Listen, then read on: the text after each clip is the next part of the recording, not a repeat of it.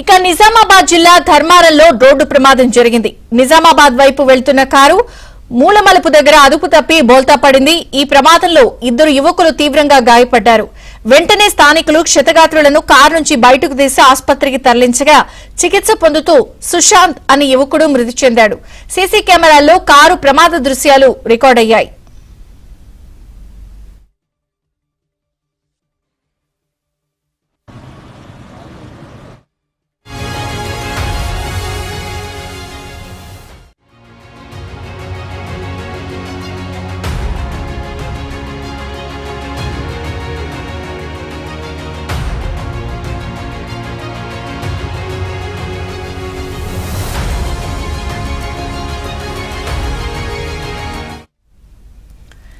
నిజామాబాద్ జిల్లా ధర్మారంలో రోడ్డు ప్రమాదం జరిగింది.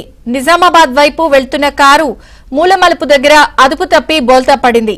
ఈ ప్రమాదంలో ఇద్దరు యువకులు తీవ్రంగా గాయపడ్డారు. వెంటనే స్థానికులు క్షతగాత్రులను కారు నుంచి బయటకు తీసి ఆసుపత్రికి తరలించగా చికిత్స పొందుతూ సుశాంత్ అనే యువకుడు మృతి చెందాడు. సీసీ కెమెరాల్లో కారు ప్రమాద దృశ్యాలు రికార్డయ్యాయి.